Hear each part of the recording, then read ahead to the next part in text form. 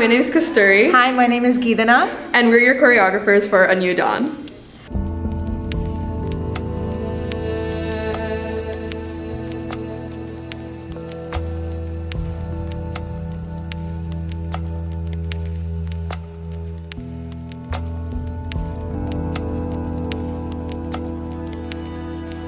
We kind of wanted to put in the idea of breaking out of your shell.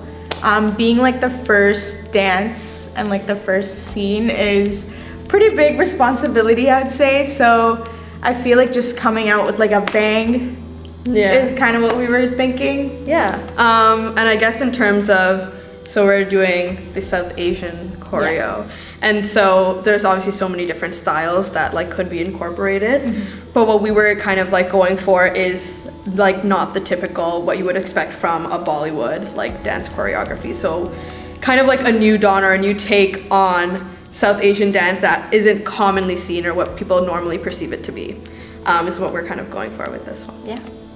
Okay, creative process. I don't know if it's very creative, but I mean, we kind of just meet up and our styles are very similar. We just kind of know what to choreograph. We're each other's inspiration, to be honest. And like, I would say a big part of our inspiration is also like representing like South Asian dancers. Yeah, it's more, I guess specifically for us, like culturally, we have a very similar background, and so it's like bringing like Kutha to like the big stage. Yes. Back in Toronto, we know like so many amazing like Kutha choreographers and like so many people who like do all these like really big like things, and we also like are inspired by them as well and hope to like bring something just as big. Okay, method of teaching. Okay, so I mean, we start off by literally just showing them how it's done. And we just kind of like show them what the full dance is gonna look like, and then we break it up into what we do specifically with our hands, with our legs. I guess like part of our creative process also is sort of teaching the choreography and sort of watching what our dancers do as well. Like being choreographers, obviously we want to leave our mark, but at the same time, we want to make sure that our dancers leave their mark on the show as well. And so we do kind of like after teaching the moves, just watch them do it a couple times, and we do kind of like tweak what, even if we had an original like vision for what that looked like, kind of tweak that to incorporate like sort of the way that they're doing it as well, and that sort of helps us not only just like make sure that they feel included, but it also just makes it utilizing their strong suit. Like we make sure that they feel comfortable and also confident dancing on stage.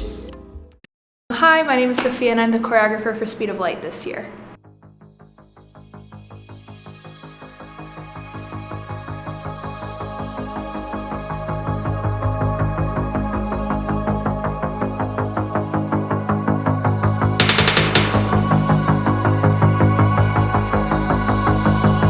So my interpretation of the scene really plays with ideas of rebooting and regeneration. Again, really trying to find innovative styles of dance. This style of dance we're doing is fusion, so it's a mix of so many different things all together, so I really wanted to play with that here. I'm also experimenting with different styles and textures, specifically textures of light, so seeing how different angles of light, how it reflects off surfaces. The dancers will be wearing shiny costumes, so that will really play on the different textures we play with. This interpretation translated into my choreography itself. I'm really trying to play with different robotic structures. I'm a contemporary dancer by nature, but I'm also super inspired by different hip hop movements, specifically super hard hitting ones, but also smooth and more slinkier jazz styles. So I really wanted to try and incorporate all of that all together. They may seem a bit difficult, but we're playing with it in a really cool way. My creative process, I literally will listen to the song a million times over and over again. I'll listen to it on my walk to class whenever I can. I like to try and find the different nuances in the music itself and see where I can pick things out, if that means stopping at a different time or going fast at other times, really trying to see the different creative ways we can play with the music itself. I'm also somebody who likes to come up with ideas on the spot sometimes. I am a big advocate of trying to workshop things on my dancers themselves.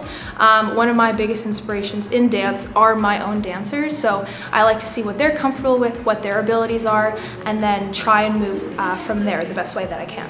So I write out my formations on paper. I like to see different things. I'm a visual learner, so this is the way I like to go. So I usually like to write out everybody's names. I'll usually write out their initials. Right here, I've written out the lyrics of the song, so I have them right in front of my face when I'm doing it. And then I'll usually mark out different types of formations that I'm thinking about that could look cool as well, and then different ways the dancers will move, etc. like that. So that's my creative process and how I choreograph my dances. Hi, my name is Emma. Hi, I'm Fiona, and we're the choreographers for Light on Earth.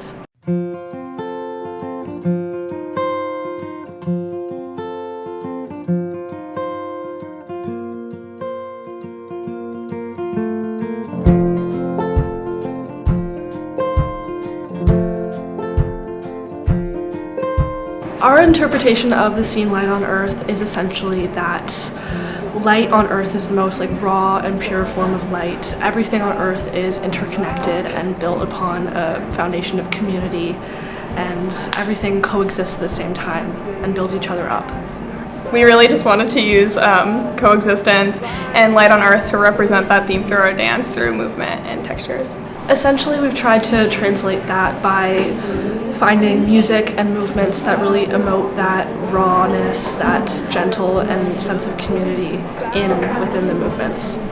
We really feel that there's a bond on Earth, and we think that creating movements with grace and all those kinds of aspects of Earth that you see in nature and beauty is how we interpreted that into our choreography. In terms of creative process, what helps us a lot is just being out in nature. I love being out in nature. Me too. We both spend a lot of time there, so whenever I'm needing to feel more inspired, just take a little walk through the forest. Fiona also inspires me. She's awesome. Yeah, I think just definitely we both really love the Earth so much, and we think that what it gives to us and the nature it shows us, just bringing that back through our choreography and our movements, and obviously, yes, we appreciate each other so much, so just bouncing ideas off of each other is a really great way for us to find ways that we can promote that feeling through our movements. Our method of teaching choreography includes creating choreography ahead of time together and then teaching it to our dancers, blending their skills and abilities. We have such talented dancers, we really just wanted to see what all of them could do individually and play to all their strengths, and we really do that by creating choreography ahead of time, bouncing ideas off each other, and then bringing that into our studio space. Hi, I'm Daria. And I'm Brooke. And we are the Moth to a Flame jazz choreographers.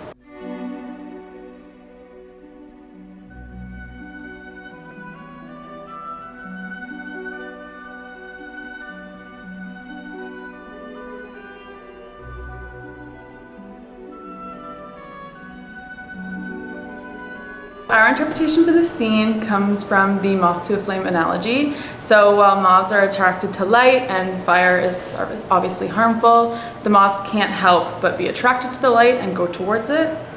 And then we also play with the idea of human desire and loving something that's bad for you. So to emphasize the moth to a flame theme, we decided to use a prop that represents this instinctual desire or addiction. And then we've also decided to play with a lot of push and pull in the choreography and have incorporated a lot of partner and interactive moments. For our creative process, we started with storyboarding out our scene and creating a lot of interactive moments within the choreography because we really wanted to make sure that the story came across on stage. Yes, and since there are two of us, we bounce a lot of ideas off of each other, and we also get a lot of inspiration from our music and how that makes us feel and sort of moves us and relates to our theme. Our method for teaching choreography focuses a lot on musicality and the overall feeling of the dancers. So we've been challenging them to be raw and organic and really open to new movements. And so the word we've been using a lot is angst, trying to pull that out of them. And then we've also been leaving a lot of room for individuality and interpretation as we want to highlight all of our amazing dancers. We've also been having the opportunity to workshop in class, as especially when you're using a prop, it doesn't always translate from your head to the stage, so leaving a lot of opportunity to workshop with our dancers.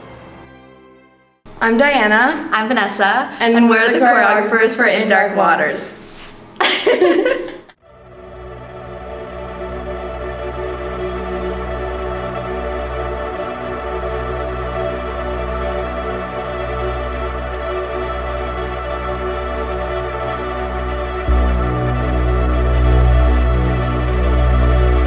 I think our interpretation comes a lot from being like very mysterious, very alluring, discovering like the unknown and like the dangers of what lies underneath the surface. I think we're trying to pull a lot of like classic heels elements with like more like seductive stuff and tying that in with like the mystery of what could be under the water. Like it's dangerous, but you want to keep finding out what it is. You want to keep watching. Yes. I think a lot of our movement comes from somewhere where we like water-based movement, trying to think like, oh, this is like seaweed, like this is like water, just trying to like put all those as like a foundation for our choreography when we're like making things. And we wanted our costumes to kind of emulate that as well, with like more flowy pieces and different like blues, and definitely like we wanted lighting like silhouettes with the blues to like show like the dark and the depth in the water and everything like that. Yeah. I think our song choices also go with that very like mysterious, like alluring vibe, like very like starting off slow and like really building up to like a nice crescendo where like it's all just like whoosh, and you find out what was underneath the water. Yeah. The thing that I'm like really grateful for working with Vanessa especially is that we are very much in sync. So getting together and making choreography and like playing off each other's ideas is relatively very easy, and it's also very fun. So yeah, we just get together and usually what one person is thinking the other person's about to say. So that's always very nice. And yeah, I think inspiration for our choreography really comes from our dancers, because we'll always have like an idea and we'll brainstorm something up together that we really love, but then seeing the dancers actually do it and make our vision come to life makes us so excited to want to keep going. And then I find like picturing our dancers doing the choreography that we're making really helps to like build the whole vision that we're trying to achieve and inspires us to keep creating. I think we definitely love to bring a lot of energy to rehearsals so we can like feed off of each other's excitement and energy for the piece. It's a lot of dancers first time are not as comfortable in heels, so we really wanted to make it like just a fun space to kind of explore that and see what works with us. We reveal the song and get excited and hyped about the song, and then go from there and start with the choreo. Yeah, and we usually start off like pretty slow, like breaking down the choreography and going count by count, and then we'll try to go a little faster, and then we'll try it with music. And yeah, just to echo what Vanessa said, like we try to create a space that's very comfortable for our dancers and where everyone feels really excited and confident in what they're doing. Hi, I'm Elena. I use she, her pronouns. I'm Vanessa. I use she, her pronouns. And we're the co-choreos for State of Shock.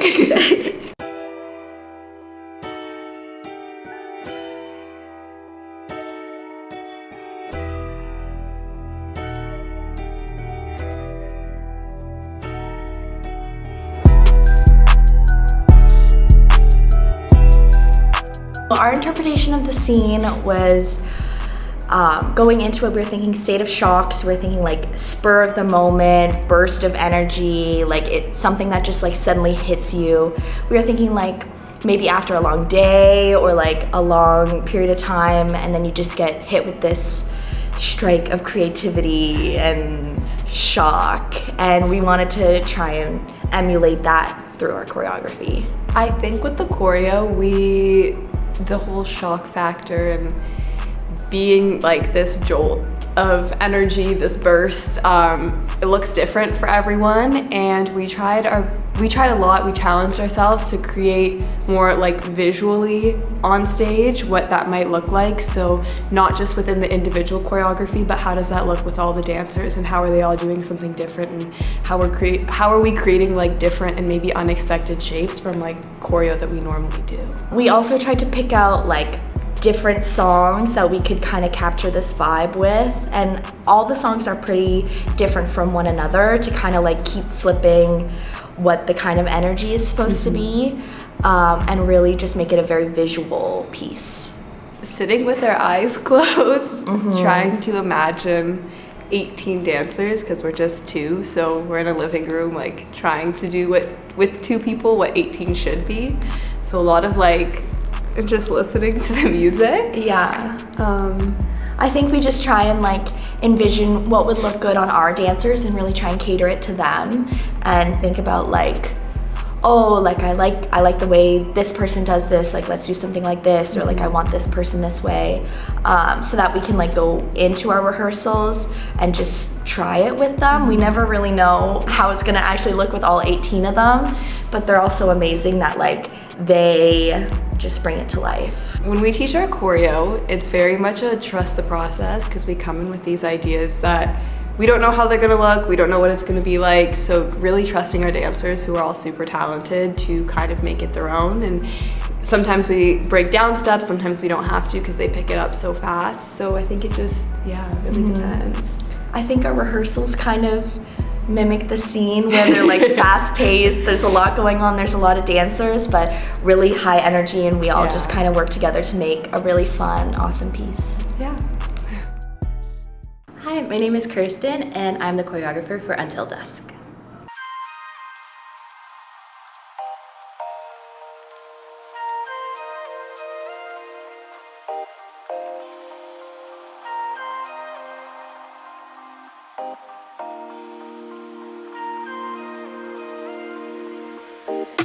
Until Dusk is a very reflective and reminiscent type of scene for me. It's being the closing of the show, it's very important to look back on all the stages through that day or through the show as we go through it and the journey of it. It feels very euphoric in a lot of ways, and just that youthfulness of like when that night starts to settle in as we prepare for the next day as well. For me, especially with it being a contemporary piece, it's very important to let those dancers move the way that they feel is important, and kind of take in that individualization of their movements while still being synchronous in a lot of times. Just to retell that kind of sonder piece of it, where everyone has their own types of complicated lives, and it just comes integrated together as the piece goes on.